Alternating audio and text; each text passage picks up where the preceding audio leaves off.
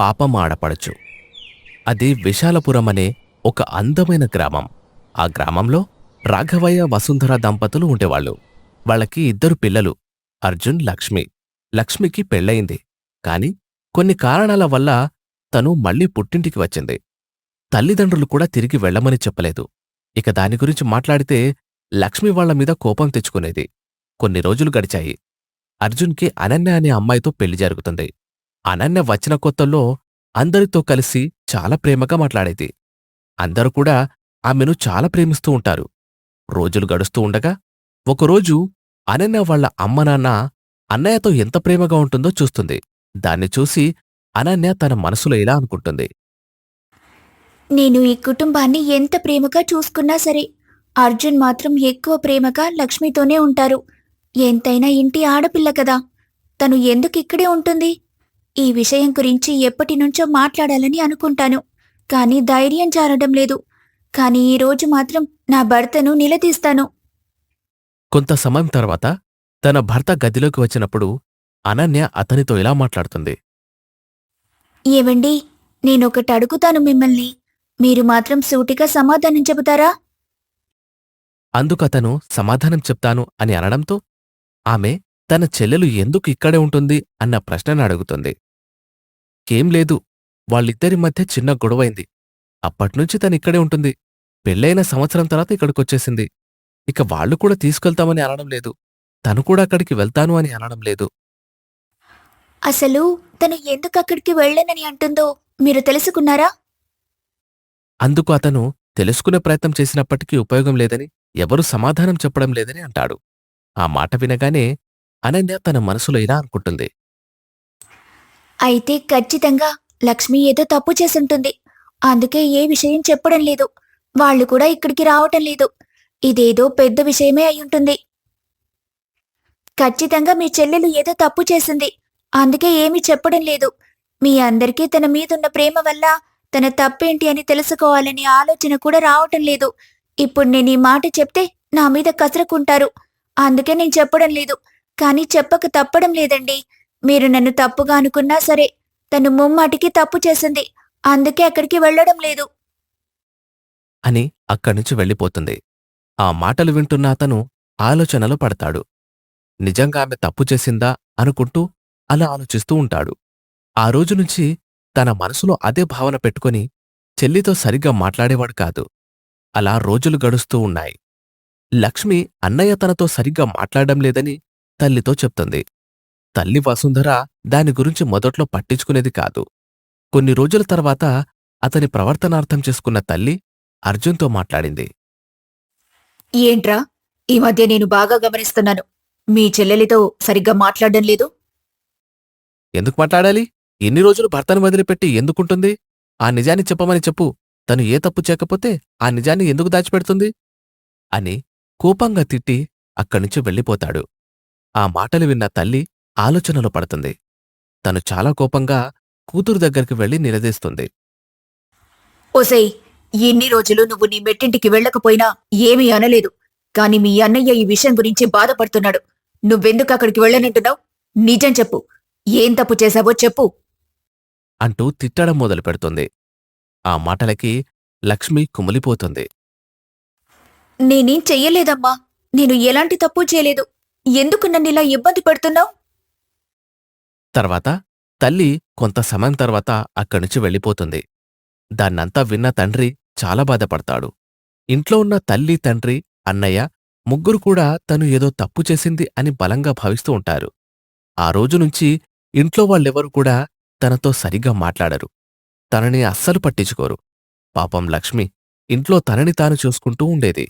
వదిన కూడా తనతో మాట్లాడకపోవడంతో తను చాలా బాధపడుతూ ఇలా అనుకుంటుంది. నన్నెందుకిలా ఇబ్బంది పెడుతున్నారో నాకేమీ అర్థం కావటం లేదు. త్వరలోనే నిజానిజాలన్నీ పూర్తిగా అర్థమవుతాయి. ఇంతలో తన వదిన కూడా అక్కడికి వచ్చి అదే విషయం గురించి అడుగుతుంది. వదినా, మీరందరి దృష్టిలో నేను చెడ్డదానిలాగే ఉన్నాను. అసలు ఈ ఆలోచన నువ్వే అందరిలోకి తీసుకొచ్చావని నా అనుమానం. ఎందుకలా అందరి ముందు నన్ను అవమానపరిచేలా చేస్తున్నావు? అందుకు అనన్య కోపంగా నేనేం చేశాను అని గొడవపడుతుంది. అలా ఇద్దరి మధ్య చాలా పెద్ద గొడవవుతుంది. ఆ గొడవ కాస్త పెద్ద మాటలనుకునేదాకా వెళ్తుంది. అప్పుడు వసుంధర వస్తుంది. అసలు పెళ్ళైన తర్వాత పుట్టింట్లో ఉండటం పెద్ద తప్పు. నువ్వు మర్యాదగా మీ మెట్టినింటికి వెళ్ళిపో. వెళ్ళిపోతాను. అక్కడికి మాత్రం వెళ్ళను కాని ఈ ఇంటి నుంచి బయటకు మాత్రం వెళ్ళిపోతాను. అని చాలా బాధగా అక్కడ్నుంచి వెళ్ళిపోతుంది. ఎవరు కూడా ఆమెని ఆపే ప్రయత్నం చేయరు. తను బయటకు వెళ్ళిపోయింది. ఎక్కడికి వెళ్ళాలో అర్థం కాదు. తను చాలా దూరం నడుచుకుంటూ పోతుంది. చీకటి పడిపోయింది. ఇంతలో జోరుగా వర్షం మొదలైంది.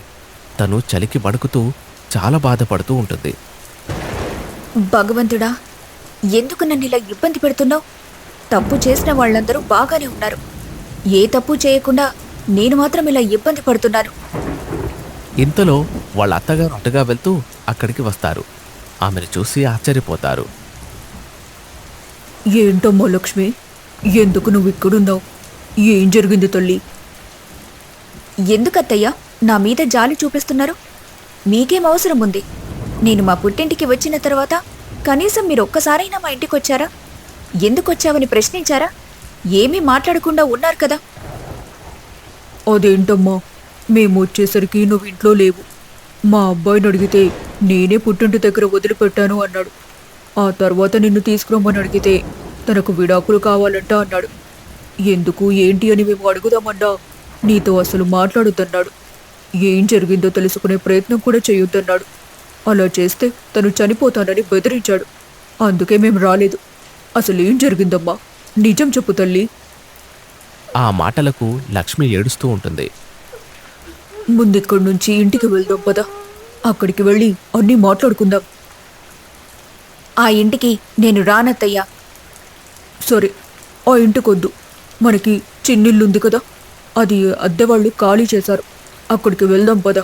అక్కడ కూర్చొని అన్నీ వివరంగా మాట్లాడుకుందాం అని చెప్పడంతో తను సరే అని అత్తగారితో పాటు వెళ్తుంది. అక్కడ లక్ష్మి ఏడుస్తూ ఉండగా అత్తగారు ఆమెను ఓదారుస్తారు. ఏం జరిగిందో చెప్పమ్మా. నేను చెప్పలేనత్తయ్యా. త్వరలోనే నిజం అందరికీ తెలుస్తుంది. నువ్వు గనక నిజం చెప్పకపోతే నేను చచ్చినంత ఒట్టు అని గట్టిగా బలవంతం చేయడంతో తను ఏడుస్తూ జరిగింది చెప్తుంది. అత్తయ్య, మీరు మావయ్య ఊరికి వెళ్ళిన తర్వాత నేను మార్కెట్కి వెళ్తానని ఆయనతో చెప్పి వెళ్ళాను. నేను ఇంటికి వచ్చేసరికి ఇంటి తలుపులు వేసున్నాయి. నేను ఎంత కొట్టినా తలుపు తీయలేదు. బయట చూస్తే ఆడవాళ్ల చెప్పులున్నాయి. నాకెందుకో అనుమానం వచ్చి కిటికీలో నుంచి చూశాను. అప్పుడు మీ అబ్బాయి ఇంకో అమ్మాయితో మాట్లాడుతున్నాడు. చూడు కవిత, మనిద్దరికి పెళ్ళైన సంగతి మా ఇంట్లో చెప్పకుండానే నాకు పెళ్లి జరిగిపోయింది. ఏం చేయలేకపోయాను. కాని నేను నిన్ను వదిలిపెట్టను. మనం ఎప్పట్లాగే సంతోషంగా ఉంటాం. మనది రిజిస్టర్ మ్యారేజ్ అని తెలుసు కదా. నేను చచ్చినా నిన్ను వదిలిపెట్టను. నీ భార్యని ఏదో ఒక రకంగా అడ్డు తొలగించుకో. ఆ తర్వాత ఏం తెలియనట్టుగా మన ప్రేమ విషయం చెబుతాం. పెళ్ళైనట్టు ఎప్పుడే చెప్పొద్దు. అడ్డం తొలగించడం అంటే చంపేయమంటావా? లేదు లేదు, చంపేమని నేను అనడం లేదు. ఆమెకు ఏదో ఒక రకంగా ఎవరో ఒకరితో అక్రమ సంబంధం అడ్డకడితే అప్పుడు కథ మొదలవుతుంది. తనని వదిలించుకోవడానికి అవకాశం దొరుకుతుంది. ఆ మాటలు విన్న లక్ష్మికి చాలా బాధ వేసి అక్కడ్నుంచే పెద్దగా కేక వేసింది. అంతదాకా ఎందుకు? నేను మీకు అడ్డంగా ఉన్నాను కదా, నేనే వెళ్ళిపోతాను. దయచేసి నా క్యారెక్టర్ని తప్పుడు క్యారెక్టర్గా చేయొద్దు. నా పుట్టింటి వాళ్ళకి చెడ్డ పేరు తీసుకురాకండి. ఈ విషయం నేనెవరికీ చెప్పను. కావాలంటే మీకు విడాకులు ఇచ్చేస్తాను. అది కాదు లక్ష్మి, మనం కూర్చొని మాట్లాడుకుందాం అంటూ బయటకు వచ్చి తలుపులు తీస్తాడు. లక్ష్మి లోపలికి వస్తుంది. ఒక అమ్మాయి వయ్యుండి ఇంకో అమ్మాయి మీద అంత పెద్ద నింద ఎలా వేయమని చెప్తున్నావు? నన్ను చంపడానికి కూడా మీరు సిద్ధమవుతారు. నాకు ఎన్నో ఆశలున్నాయి. దయచేసి నన్ను చంపొద్దు. నేను మీ ఇద్దరి గురించి ఎవ్వరికీ చెప్పను. వెళ్ళిపోతాను, సరేనా? నువ్వు చెప్పకపోవడమే మంచిది. ఎవరికైనా చెప్పినా మాకు ఇబ్బంది ఏమీ లేదు. కాకపోతే ఇప్పుడే చెప్పొద్దు. కొంచెం టైం తీసుకొని చెప్పు. మేమిద్దరం పెళ్లి చేసుకున్న సంగతి మా స్నేహితులకి మాత్రమే తెలుసు. ఇళ్లలో తెలీదు. తెలిస్తే ఒప్పుకోరు కూడా. ఇదంతా ఉన్నప్పుడు మీరు నన్నెందుకు పెళ్లి చేసుకున్నారు? మీ ఇంట్లో వాళ్ళకి చెప్పొచ్చు కదా. చాలా ప్రయత్నం చేశాను, కాని వాళ్ళు ఒప్పుకోలేదు. నిజం చెప్పడానికి నాకు భయం వేసింది. అందుకే తప్పనిసరి పరిస్థితుల్లో నీ మెడలో తాళి కట్టాను. అని చెప్పడంతో లక్ష్మి అక్కడ్నుంచి వెళ్ళిపోయింది. అత్తయ్య, ఇంటికి వెళ్ళిన తర్వాత అందరూ నన్ను ఎన్నో ప్రశ్నలడిగారు. కాని నేను దేనికి సమాధానం చెప్పలేదు. విడాకులు కావాలని ఆయన అడుగుతున్నాడు. ఇస్తానని చెప్పాను కాని మనసు రావడం లేదు. ఇంట్లో చెప్తే వాళ్ళు బాధపడతారు. కాని ఎంతకాలం దాచగలం చెప్పండి? మా వదిన వచ్చిన తర్వాత పరిస్థితి ఇంకా తారుమారయింది. ఆ మాటలు విని సీతమ్మ చాలా బాధపడుతుంది. వీడు ఎంత దుర్మార్గం చేశాడో తల్లి. అన్యాయంగా నీ గొంతు కోసాడు కదమ్మా. అసలిప్పుడు ఏం చేయాలో అర్థం కావటం లేదు. అత్తయ్య, వాళ్ళిద్దరికీ మళ్ళీ అందరి ముందు పెళ్లి చేయండి. జరిగిన విషయమంతా నేను మా ఇంట్లో చెప్పేస్తాను. నా కుటుంబం నాకు మరో పెళ్లి చేసినా నేను సిద్ధంగానే ఉన్నాను. అప్పుడు అందరి జీవితాలు బాగుపడతాయి కదా. అందుకు ఆమె సరే అని అంటుంది. ఆ తర్వాత ఇరు కుటుంబాలు కూర్చొని మాట్లాడుకుంటారు. చాలా పెద్ద గొడవలే అవుతాయి. కాని చివరికి కవితకి భద్రకి పెళ్లి చేయడానికి అందరూ ఒప్పుకుంటారు. పెళ్లి పూర్తవుతుంది. అప్పుడు అనన్య లక్ష్మి దగ్గరకు వస్తుంది. నన్ను క్షమించు లక్ష్మి. నిజానిజాలు తెలుసుకోకుండా నిన్ను చాలా బాధ పెట్టాను. నిన్ను తప్పుగా భావించాను. నన్ను క్షమించు ప్లీజ్. అంతేకాకుండా ఆమె అన్నయ్య తల్లి కూడా వచ్చి క్షమాపణ కోరుకుంటారు. మీరందరూ నన్ను నమ్మారు కదా, నాకంతే చాలు. నేను మీ ఇంటి అమ్మాయిని, తప్పు చేయను. అని అనడంతో వాళ్ళు చాలా సంతోషపడతారు. కొన్ని రోజులు గడిచిన తర్వాత అనన్య తన సొంత తమ్ముడితోనే లక్ష్మికి వివాహం జరిపిస్తుంది. లక్ష్మి కూడా కొత్త జీవితాన్ని మొదలుపెట్టి సంతోషంగా ఉంటుంది. కోడలికి బుద్ధి చెప్పిన అత్త. రంగారెడ్డిపల్లి గ్రామంలో ఒక కుటుంబం ఉండేది. అది రాఘవయ్య వసుంధరల కుటుంబం. ఆ కుటుంబం అంటే ఊరిలో అందరికీ ఒక గౌరవం ఉండేది. వారి మంచితనం, సహాయం చేసే గుణం కారణంగా వాళ్ళకి మంచి పేరుంది. వాళ్ళకి 2 కొడుకులు. పెద్దవాడు అర్జున్, చిన్నవాడు శంకర్.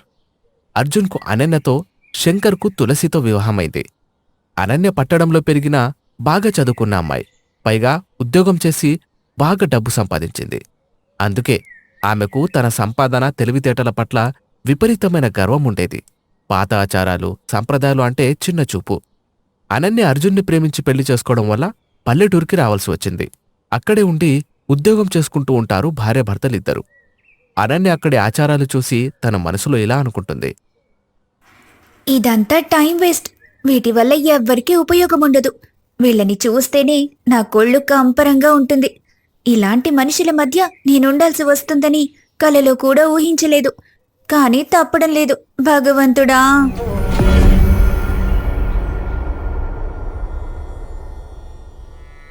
కాని చిన్న కోడలు తులసి పాతకాలపు అమ్మాయి. పేరుకు తగ్గట్టే తులసి మనసు కూడా అంత పవిత్రమైనది. అత్తమామల పట్ల గౌరవం, భర్త పట్ల ప్రేమ, ఆప్యాయత, అభిమానం, దేవుడి పట్ల భక్తి అన్నీ కలబోసి ఉంటాయి.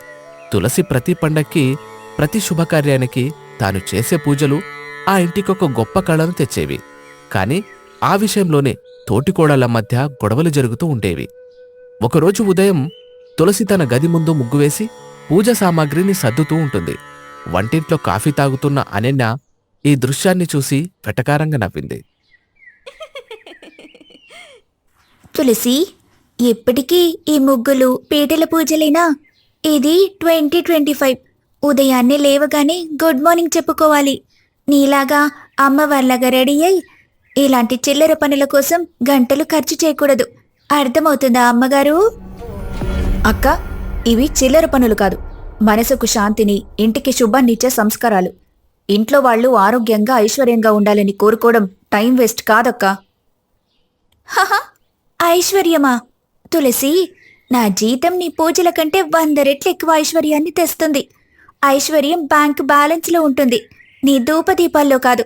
అయినా ఈ పొద్దున్నే ఈ వాతావరణమంతా ఆ పాతకాలపు కంపుతో నింపేస్తావు. నాకు మైగ్రేన్ వస్తుంది.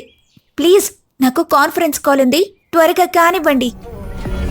అసలు దేవుడు ఉన్నాడో లేదో తెలీదు, కానీ ఇలా ఎప్పుడు పూజలు చేస్తూ ఉంటారు, ఎడ్డి గొర్రెల్లాగా. చీచీ, దీని ముఖం చూస్తేనే అసహ్యంగా ఉంటుంది. తన భక్తిని అంత చులకనగా మాట్లాడడం ఆమెకు బాధ కలిగించింది. వాళ్ల మాటలన్నీ వింటున్న అత్తమామలు ఇలా మాట్లాడుకుంటున్నారు.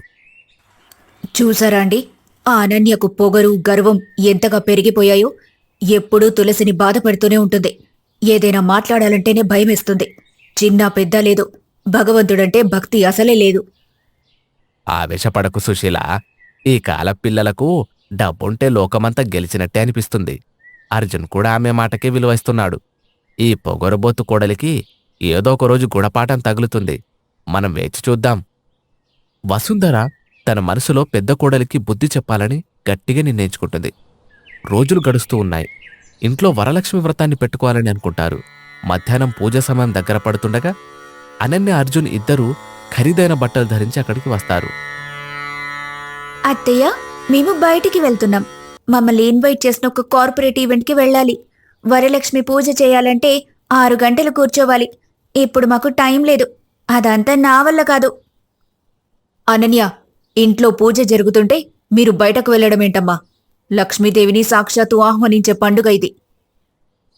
సారీ అత్తయ్య, లక్ష్మీదేవిని సాక్షాత్తు ఆహ్వానించాలంటే మంచి ప్రాజెక్ట్స్ చేయాలి.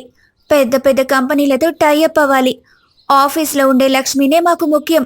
అయినా ఇంట్లో తులసి ఉంది కదా, తను మీరు కూర్చోండి. మేమొచ్చేసరికి మాకు వంట చేసి రెడీగా ఉంచమని తులసికి చెప్పండి. అవునమ్మా, ఇదంతా పాత మూఢనమ్మకం. మనం మన కష్టాన్ని నమ్ముకుంటేనే ధనం వస్తుంది. అందుకే మేం ప్రాక్టికల్గా ఆలోచిస్తున్నాం. తులసికి కోపం వచ్చినా మౌనంగా ఉండిపోయింది. వసుంధరకు మాత్రం చాలా బాధ కలిగింది. అక్క, కష్టపడి సంపాదించడంలో తప్పులేదు. కాని ధనానికి మూలం మనసుకు శాంతినిచ్చేది భక్తి, సంస్కారం. కేవలం డబ్బుంటే సరిపోదు. పెద్దవాళ్ల పట్ల గౌరవం ఉండాలి. ఇలా గర్వంగా ఉంటే దేవుడు కూడా మెచ్చుకోడు. చిటికె వేసి పాతాళంలోకి తొక్కేస్తాడు. జాగ్రత్త. నీతులు చెప్పకు తులసి. నీ పాత చింతకాయ పచ్చడి ఆలోచనలతోనే ఉండు. ప్రపంచం చాలా ముందుకు పోయింది. నువ్వు మాత్రం ఇలాగే ఉండిపోతావు. అత్తయ్య, మావయ్య, మేము వెళ్తున్నాం. ఆ రోజు పూజ పూర్తయ్యాక తులసి అత్తగారి వద్ద ఏడుస్తుంది. అత్తయ్య, నా భక్తిని వాళ్ళు అపహాస్యం చేస్తున్నారు. ఈ ఇంట్లో నేను ఉండలేనేమో అనిపిస్తుంది. అమ్మా, నువ్వు కంగారు పడకు. కాలమే వాళ్లకు జవాబు చెబుతుంది. నిజమైన ఐశ్వర్యమంటే ఏమిటో ఆ అనన్యకు, అర్జున్కి తెలిసేలా నేను చేస్తాను. ఇక నుండి మేము ఆట మొదలు పెడతాం. నువ్వలా చూస్తూ ఉండు. కొన్ని రోజులు గడిచాక రాఘవయ్య అందరినీ పిలిచి మాట్లాడతాడు. చూడండి, మన వంశపారంపర్యమైన వ్యాపారముందని మీ అందరికీ తెలుసు. నా ఆరోగ్యం సరిగ్గా లేని కారణంగా దాన్ని 2 కొడుకులకు అప్పగించాలనుకుంటున్నాను. అర్జున్ అనన్య ఆశగా చూస్తుంటే, కాని ఒక షరతు. మన పూర్వీకులు కట్టించిన ఒక పురాతన ఆలయం పాడుబడి ఉంది. ఆ ఆలయాన్ని పూర్తిగా పునరుద్ధరించి మళ్లీ అక్కడ ప్రతిష్ఠ జరిగేలా చూసిన వారికే ఈ వ్యాపార బాధ్యతలు దక్కుతాయి. ఈ పనిని 6 నెలల్లో పూర్తి చేయాలి. అంతేనా? ఈజీ మావయ్య గారు. నేను రేపే ఒక పెద్ద కన్స్ట్రక్షన్ కంపెనీని మాట్లాడతాను. ఆ పాత గుడిని పడగొట్టి ఆధునిక గ్లాస్ టెంపుల్ కట్టిస్తాను. మొత్తం ఏసీ ఉంటుంది.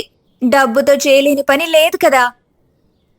అయ్యో అక్క, గుడిని పడగొట్టకూడదు. అక్కడున్న శిల్పాలను జాగ్రత్తపరిచి అదే రూపంలో మళ్లీ గుడిని కట్టాలి. తులసి, మళ్ళీ నీ పాత ఉపదేశాలా?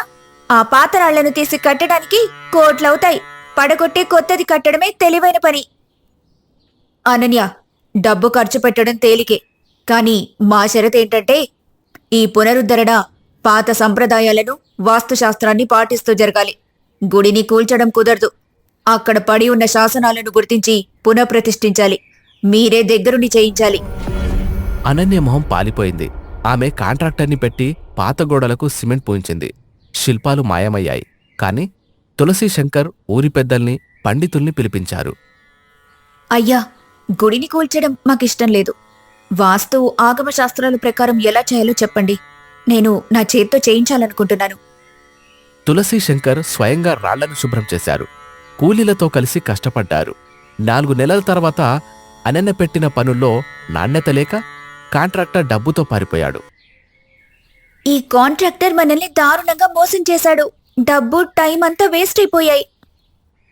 డబ్బుతో కొనే పనిని ఈ రోజుల్లో ఎవరూ సరిగా చేయట్లేదు. మనమే చేయాలి. కాని మనకు తెలీదు కదా. తెలియకపోయినా మిషన్లతో రాత్రింబవళ్ళు పని చేయిస్తాను.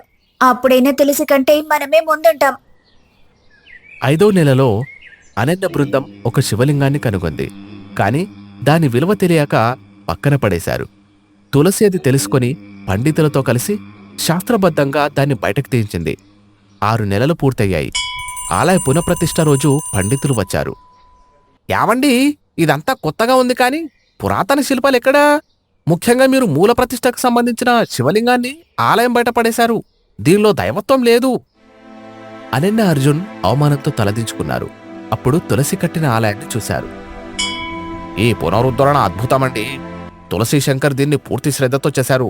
ఇది దైవత్వంతో కూడిన నిర్మాణం. అర్జున్, చూశారా? మీరు లక్షలు ఖర్చు పెట్టారు, కాని మీ పనిలో దైవభక్తి లేదు. మీరు పాత రాళ్లను పడేసినట్టే మీ సంస్కారాన్ని కూడా పడేశారు. అనన్య, నీకు బుద్ధి ఎలా వస్తుందో అడిగావు కదా, నేనే నీకు ఈ గుణపాఠం నేర్పాలనుకున్నాను. నీ గర్వం ఎదుటి వారిని చిన్న చూపు చూసేంతగా ఉండకూడదు. డబ్బు ముఖ్యం కాదనన్య. ధనలక్ష్మి శాశ్వతంగా నిలవాలంటే వినయం, సంస్కారం ఉండాలి. తులసి తన భక్తినే ఖర్చు పెట్టింది. అనన్యకు పశ్చాత్తాపంతో కన్నీళ్లు వచ్చాయి. తులసి, నన్ను క్షమించు.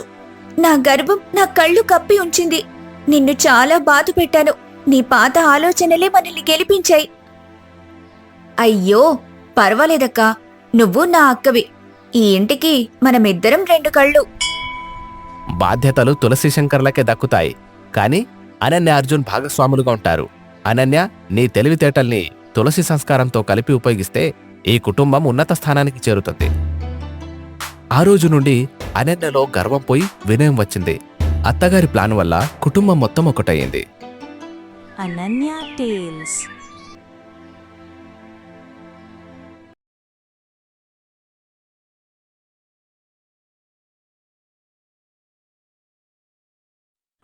అనగనగా ఓ తండ్రి. అనన్య వంట చేస్తూ ఉంటుంది. అప్పుడే వాళ్ళ నాయనమ్మ అక్కడికొస్తుంది. ఏంటి అనన్య, మీ నాన్న కోసం ఈరోజు ఏం చేస్తున్నావు? ముసలి, నువ్వలా కూర్చో. ఎప్పుడు మా నాన్న నీ చేతి వంట తిని తిని బోరు కొట్టేసుంటుంది. నేను ఉద్యోగం చేస్తున్న తర్వాత చాలా నేర్చుకున్నాను. ఏమి నేర్చుకోవడమో ఏమో, నిన్న వంట చేశావు, అస్సలు బాలేదు. మీ నాన్నేమో లొట్టలు వేసుకుంటూ తిన్నాడు. మా నాన్నకు నచ్చింది కాబట్టి తిన్నాడు. నీకు నచ్చలేదు కదా, నువ్వు తినకు అని అంటుంది. అప్పుడే ఒంటికాలుతో రిక్షా తొక్కుతూ వాళ్ళ నాన్న అక్కడికొచ్చి రిక్షా నుంచి దిగి 2 కర్రల సాయంతో ఇంటికొస్తాడు. నాన్న, వచ్చేసావా? నీకోసం వేడివేడిగా భోజనం సిద్ధం చేస్తున్నాను. 10 నిమిషాల్లో అయిపోతుంది అని అంటుంది అనన్య. అందుకు తండ్రి శంకరయ్య సరే అని అంటాడు. ఇంతలో ముసలమ్మ,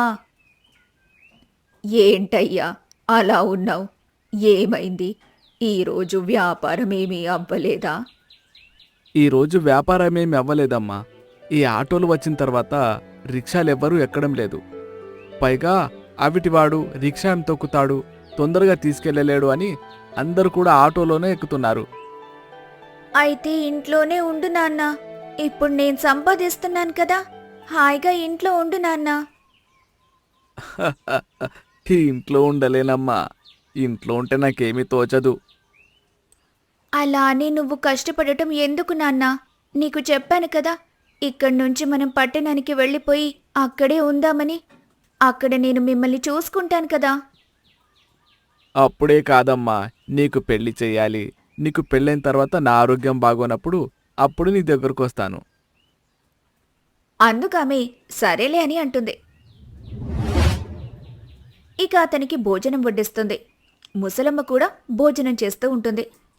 ఓసేయ్, ఉప్పు లేదు, కారం లేదు, చప్పగా ఉంది. ఎందుకు ఇలాంటి వంట చేస్తున్నావు? నీకు చేత కానప్పుడు నేను చేస్తాను కదా. మీ నాన్న ఎలా తింటున్నాడో నాకు అర్థం కావట్లేదు. ఏంటమ్మా, ఈ వయసులో ఉప్పు కారం నువ్వు తినకూడదని అవన్నీ తగ్గించి వేసింది. నీ ఆరోగ్యం కోసం నా కూతురు ఎంత ఆలోచించి ఇలాంటి వంట చేస్తుందో నువ్వు ఒకసారి ఆలోచించావా? తన గురించి విన్న తర్వాత నువ్వు ఆమె కృతజ్ఞతలు చెప్పుకోవాలి. ఆ మాట వినగానే అనన్య నవ్వుతుంది. సరిగ్గా చెప్పావు నాన్న అంటూ కొంచెం భోజనం రుచి చూస్తుంది. నిజంగానే ఆమె చెప్పినట్టుగా ఉప్పు కారం లేదు. దాన్ని చూసి అనన్య, ఏంటి నాన్న, ఉప్పు కారం అస్సలు లేవు, ఈ కూర ఎలా ఉంది అంటూ వేరే కూరను కూడా తింటుంది. అందులో కారం ఎక్కువైపోయింది. నాన్న, నువ్వెలా తింటున్నావు అసలు దీన్ని? ఇందులో ఉప్పు కారం లేదు, ఇక ఇందులోనేమో కారం ఎక్కువైంది. నా మీద ప్రేమతోనే ఇదంతా చేస్తున్నావు కదా, ఎందుకు నాన్న అలా చెప్పడం? ఉన్నదున్నట్టు చెప్పొచ్చు కదా. అప్పుడిలాంటి తప్పులు నేను మళ్ళీ మళ్ళీ చేయను కదా. నువ్వు నా కోసం ఇంత ప్రేమతో వండావు కదమ్మా, నేనెలా చెప్పగలను? అలా చెప్తే నీ మీద నా ప్రేమ ఎలా తెలుస్తుంది? మీ నాయనమ్మ కంటే ప్రేమతో పాటు బాధ్యత కూడా తెలియాలని ఉంటుంది. కానీ నాకు మాత్రం కేవలం ప్రేమ మాత్రమే ఉందే. ఇలా గారాబం చేసి దాన్ని చెడగొడుతున్నావు అని అంటుంది శాంతమ్మ. అందుకు శంకరయ్య నవ్వుకుంటాడు. ఇక ఆ రోజు సాయంత్రం అయిపోతుంది. సాయంత్రం శంకరయ్య డైరీ రాస్తూ ఉండగా, నాన్న, నీ డైరీ నేనొకసారి చదవాలనుకుంటున్నాను. ఎందుకు దాన్ని దాచిపెట్టుకుంటావు? ఎందుకంటే అందులో నా రహస్యాలన్నీ ఉంటాయి కాబట్టి. ఒకరి డైరీ మరొకరు చదవకూడదు కదా. అందుకు అనన్య, అవును, చదవకూడదు అని అంటుంది. కానీ దీన్ని నువ్వు కూడా చదవచ్చు, కానీ ఇప్పుడు కాదు, నేను ఈ లోకంలో లేనప్పుడు. ఏంటి నాన్న మాటలు? మీరింకెప్పుడు అలా మాట్లాడకండి అని బాధపడుతుంది అనన్య. దాంతో అతను నవ్వుతాడు. రోజులు గడిచిపోతున్నాయి. మరుసటి రోజు నుంచి యథావిధిగా వాళ్ల పనులు చేసుకుంటూ ఉంటారు. అనన్య కూడా వర్క్ ఫ్రం హోం చేస్తూ ఇంట్లోనే ఉంటుంది. అనన్యకు ఒక మంచి సంబంధం వచ్చింది. తండ్రి ఏమాత్రం ఆలస్యం చేయకుండా ఆమెకు పెళ్లి చేసేస్తాడు. అనన్య అత్తగారింటికి వెళ్ళింది. అత్త వసుంధర, మావయ్య రాఘవయ్య, భర్త అర్జున్ అనన్యను ఎంతో ప్రేమగా చూసుకుంటూ ఉంటారు. అలా కొన్ని రోజులే జరిగింది. కాని తర్వాత అంతా మారిపోయింది. అత్తగారు చీటికి మాటికి అయిందానికి కానిదానికి తిడుతూ ఉంటారు. దాన్ని చూసి భర్త కూడా తిడుతూ ఉంటాడు. ఆమెకు సపోర్టుగా అస్సలు మాట్లాడాడు. మావయ్య కూడా ఆమెను తిడతాడు. ఆ ఇల్లు అనన్యకు మొదట జైలులా అనిపిస్తుంది. తర్వాత నరకంగా మారుతుంది. ఇలా ఉండగా ఒకరోజు అత్తగారు వసుంధర, ఏమే, మహారాణిలా ఆఫీస్ పని అంటూ ల్యాప్టాప్ ముందు కూర్చుంటే ఇంట్లో చాకరీ ఎవరు చేస్తారు? నీకు జీతం వస్తుందని పొగరా? లేవమ్మా, ముందా గిన్నెలన్నీ తోము అని విరుచుకుపడేది. అందుకు అనన్య, అత్తయ్యగారు, ఆఫీసులో అర్జెంట్ మీటింగ్ ఉంది, ఒక్క 10 నిమిషాలు, అయిపోయిన వెంటనే పని చేస్తాను అని బతిమాలుతూ ఉండగానే అర్జున్ అక్కడికొస్తాడు. అమ్మ చెప్పింది వినిపించలేదా? ఆఫీస్ పని తర్వాత చూసుకో, ముందు అమ్మకు కావలసిన చెయ్యి. ఆడదానివి, ఇంటి పనే నీకు ముఖ్యం అని అంటూ అండగా నిలబడాల్సింది పోయి తల్లి కొంగు పట్టుకుని వేధించడం మొదలుపెట్టాడు. మీ నాన్న ఆటో రిక్షా తొక్కుతాడని తెలిసి కూడా నిన్ను కోడలిగా చేసుకున్నాం. ఆ కృతజ్ఞత కూడా లేదా నీకు? అని అంటూ అర్జున్ తండ్రి రాఘవయ్య కూడా సూటిపోటి మాటలతో అనన్యను బాధ పెడుతుంటాడు. దీంతో అనన్యకు ఆ ఇల్లు ఒక నరకంలా మారింది. పుట్టింట్లో తండ్రి యువరాణిలా చూసుకుంటే ఇక్కడ పని మనిషి కంటే హీనంగా చూస్తున్నారు. కనీసం కడుపు నిండా తిండి కూడా పెట్టకుండా వేధించేవారు. ఇలాంటి పరిస్థితుల్లో అనన్య తండ్రి శంకరయ్య ఆరోగ్యం క్షీణించింది. కూతుర్ని చూడాలని తల్లి శాంతమ్మను తీసుకుని తన ఊతకర్రల సాయంతో కష్టపడుతూ అనన్య అత్తింటికి వచ్చాడు. అనన్య తండ్రిని చూడగానే గుమ్మం దగ్గరికి పరిగెత్తుకుంటూ వచ్చింది. తన కష్టాన్ని గుండెలోనే దాచుకుని పైకి నవ్వుతూ, నాన్నా, ఎలా ఉన్నావ్? లోపలికి రండి నాన్నా అని ప్రేమగా ఆహ్వానించింది. కాని లోపల పరిస్థితి వేరుగా ఉంది. వసుంధర, కిరణ్లు శంకర్ను చూసి ముఖం చిట్లించుకున్నారు. సరిగ్గా అప్పుడే అనన్య కాఫీ తేవడానికి వంటింట్లోకి వెళ్ళింది. కాఫీ తెస్తూ ఉండగా చేయి చారి కప్పు కింద పడి పగిలిపోయింది. ఆ శబ్దానికి వసుంధర లేచి వంటింట్లోకి వెళ్ళింది. ఏమే, కళ్ళు కనిపించడం లేదా? వచ్చిన శనిగాళ్లకి కాఫీ పోయడం చేతగాక నా పింగాణి కప్పులు పగలగొడతావా, దిక్కుమాలిందానా అంటూ అనన్యను అందరి ముందు గట్టిగా తోసింది. ఆ దెబ్బకు అనన్య గోడకు గుద్దుకొని కన్నీళ్లు పెట్టుకుంది. నేను ప్రాణం కంటే ఎక్కువగా పెంచుకున్న నా కూతురు ఇక్కడ బానిసలా బ్రతుకుతోందని అర్థమైంది. నా కళ్ల ముందే కూతురు అవమానించబడుతుంటే ఈ అవిటి తండ్రి నిస్సహాయంగా చూస్తూ ఉండటం తప్ప ఏమి చేయలేకపోతున్నాడు అంటూ బాధపడతాడు. శాంతమ్మ కూడా ఏమీ మాట్లాడదు. అనన్య కన్నీళ్లు తుడుచుకొని బయటకొచ్చి, ఏం లేదు నాన్న, చిన్నదేగా అని తండ్రితో అంటుంది. అమ్మా, మనం వెళ్దాం పద, ఇక్కడ మనం ఉండకూడదు. అయ్యో నాన్న, ఇప్పుడే వచ్చి అప్పుడే వెళ్ళిపోతావా? ఈరోజు ఉండి రేపు వెళ్ళు నాన్నా. వద్దు తల్లి, నేను మందులు వేసుకోవాలి, వాటిని మర్చిపోయాను. ముందు అర్జెంటుగా వెళ్ళి వాటిని తీసుకోవాలి. నువ్వు జాగ్రత్తమ్మా. అని అబద్ధం చెప్పాడు. కాని అతని మనసులో నేనిక్కడుంటే నా వల్ల నిన్ను ఇంకా ఎక్కువ మాటలు అంటారమ్మా. అవి నేను భరించలేను తల్లి. అని బాధపడుతూ ఉంటాడు. శంకరయ్య తన 2 కర్రల సాయంతో గుండె నిండా బాధతో వెనక్కి తిరిగి చూడకుండా తల్లితో పాటు అక్కడ్నుంచి వెళ్ళిపోయాడు. అది చూసిన అనన్య గుండె తరుక్కుపోయింది. ఆ సంఘటన జరిగిన కొన్ని రోజులకే శంకరయ్య ఆరోగ్యం పూర్తిగా పాడైంది. మానసిక క్షోభతో మంచం పట్టాడు. చివరికి అనన్యను చూడకుండానే కన్నుమూశాడు. ఆ ఊరి నుంచి సింగయ్య అనే వ్యక్తి తండ్రి చనిపోయిన కబుర్ని అనన్యకు తీసుకొస్తాడు. ఆ విషయం తెలుసుకున్న అనన్య పరుగు పరుగున తండ్రి వద్దకు బయలుదేరుతుంది. తండ్రి నిర్జీవంగా పడి ఉన్నాడు. అనన్య ఏడుపు ఆకాశాన్ని తాకింది. నాన్నా, లే నాన్నా, నన్ను విడిచి వెళ్ళిపోయావా? నీకు నేనంటే ప్రాణం కదా. ఒక్కసారి లేచి నన్ను అమ్మాని పిలువు నాన్నా. నువ్వు లేకపోతే నేనెవరి కోసం బతకాలి నాన్నా అంటూ ఏడుస్తూ ఉంటుంది. ఒరేయ్, నన్ను వదిలిపెట్టి వెళ్ళిపోయావా? నాకు తల కొరివి పెట్టకుండానే వెళ్ళిపోయావా? అయ్యా, ఒక్కసారి లేవయ్యా అంటూ రోదస్తుంది శాంతమ్మ. కొంత సమయం తర్వాత అంత్యక్రియలు పూర్తయ్యాయి.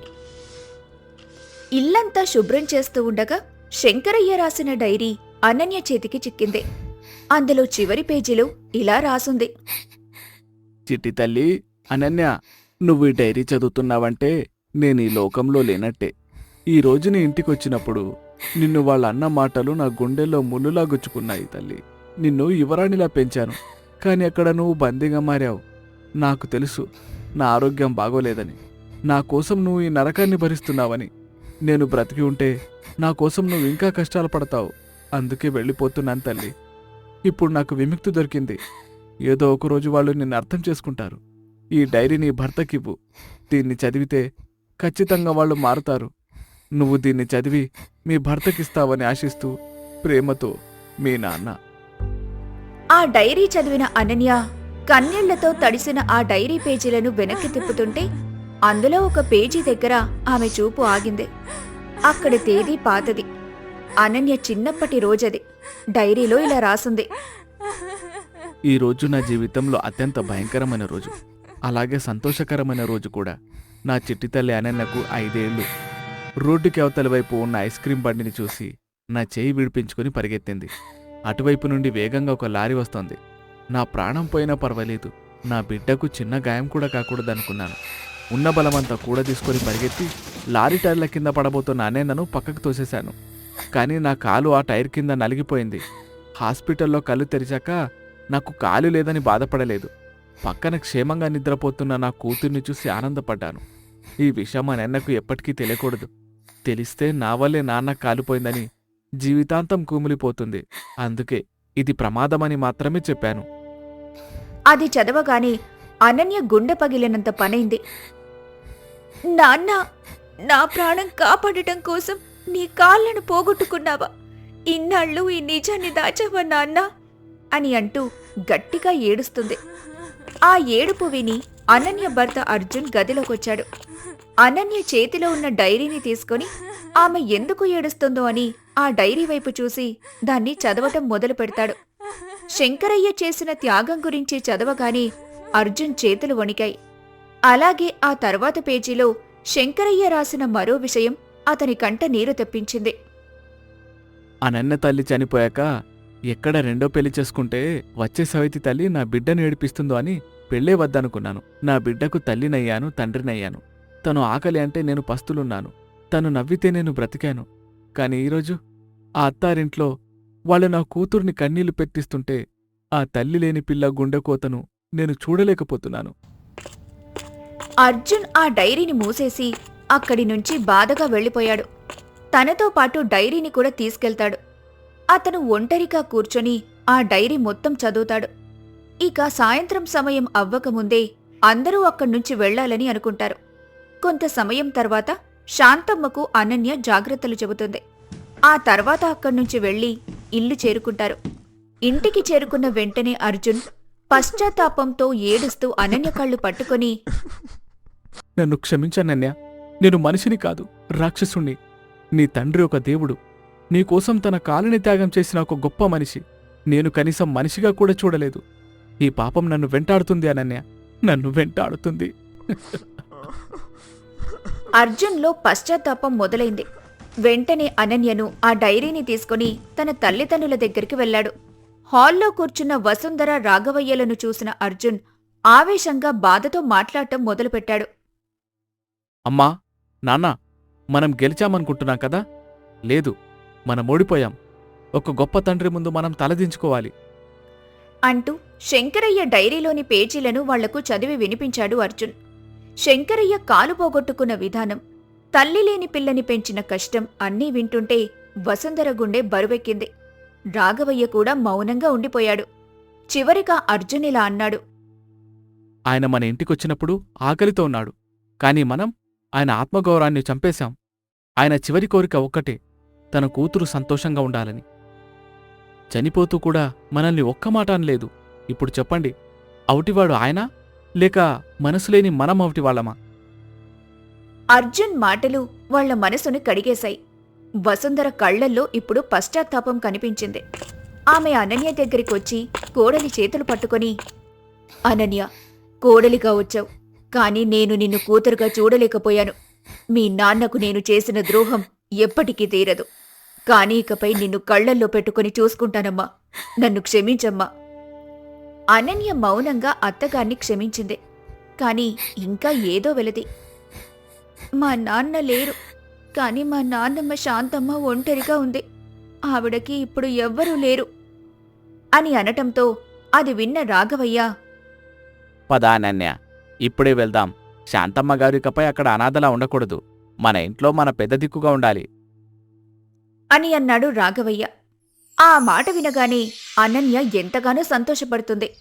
వెంటనే అందరూ కలిసి అనన్య పుట్టింటికి వెళ్లారు. అక్కడ శంకరయ్య ఫోటో ముందు దీపం పెట్టి దిగులుగా కూర్చున్న నాయనమ్మ శాంతమ్మను చూసి అనన్య పరిగెత్తుకెళ్లి హత్తుకుంది. అమ్మమ్మగారు, మామయ్య లేకపోవచ్చు, కాని ఆయన ఇచ్చిన ఈ కుటుంబముంది. మీరు ఒంటరివారు కాదు. పదండి, మన ఇంటికెళ్దాం అని పిలిచాడు అర్జున్. వసుంధర స్వయంగా శాంతమ్మ సామాన్లు సర్దింది. శాంతమ్మ కళ్లల్లో ఆనంద బాష్పాలొచ్చాయి.